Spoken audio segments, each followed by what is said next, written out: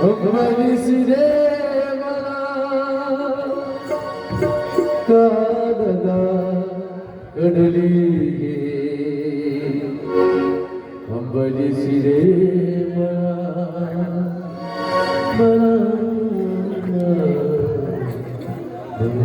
ಹೇ ದೇವ, ಜಗವನ್ನಾಳುವ ಜಗದ್ರಕ್ಷಕ ವೀರೇಶ್ವರ,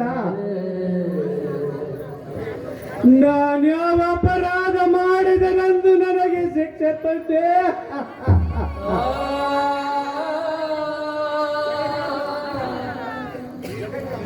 ಜಗಕ್ಕೆ ಅನ್ನ ಹಾಕುವ ರೈತ,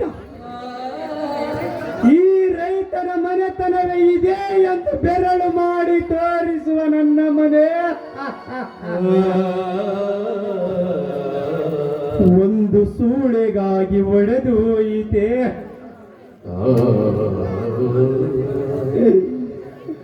ಮೋಹದ ಮಾರ್ಜಾಲಕ್ಕೆ ಸಿಲುಕಿದ ನನ್ನಣ್ಣ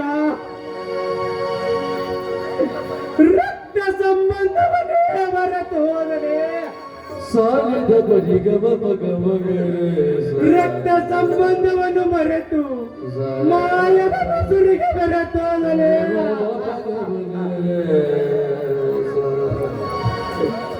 ತಾನೊಬ್ಬ ಗೌರವದಿಂದ ಊರಲ್ಲಿ ಮೆರೆದ ರೈತ ಅನ್ನುವುದನ್ನು ಮರೆತು ಹೋದಲೇ. ಹೇ ದೇವಾ, ಕರಬೇಡಿ ಸ್ವಾಮಿ, ಕರಬೇಡಿ. ಬೀದಿಯ ಕೈವಾಡಕ್ಕೆ ಬಲಿಯಾದ ನಮ್ಮನ್ನು ಇಲ್ಲಿ ಯಾರು ಕೈ ಮಾಡಿ ಕರೆಯುವರಿಲ್ಲರಿ, ಕರೆಯುವರಿಲ್ಲರಿ, ಕರೆಯುವರಿಲ್ಲ.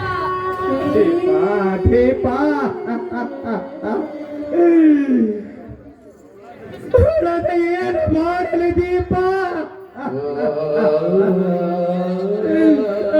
ಇದೇನು ಮಾಡಲಿ? ಹಸುವೆಗಾಗಿ ತತ್ತರಿಸಿದ ನನ್ನ ಕುಮಾರನು ನೆನೆದರೆ ನನ್ನ ಹೃದಯವೇ ಒಡೆದ ಚೂರಾಗುತ್ತದೆ ದೀಪ.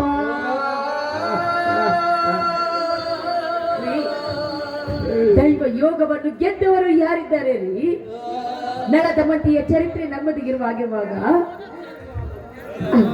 ನಮ್ಮ ಕುಮಾರನಿಗೆ ಆ ಭಗವಂತನ ಕೃಪೆ ಇದ್ದೇ ಇರುತ್ತೀರಿ. ನೀವು ಮಾತ್ರ ಅಳಬೇಡಿ ದಯವಿಟ್ಟು ಅಳಬೇಡ್ರಿ. ಆಯ್ತು ದೊಡ್ಡದೀಪ, ದೈವ ವಿದ್ಯೆ ಹೇಗಿದೆಯೋ ಹಾಗಾಗಲಿ. ನೋಡಿ, ಅಲ್ಲಿ ಕಾಣುವ ಜಂಗಲಿನಲ್ಲಿ ಒಂದು ಗುಡಿಸಲು ಹಾಕಿ ಜೀವನ ಸಾಗಿಸೋಣ. ನಗತೈತಿ ದೈವಾಲಿ ಅನತೈತಿ ಜೀವಾಲಿ ವಿಧಿಯಾಟ ಬರಲು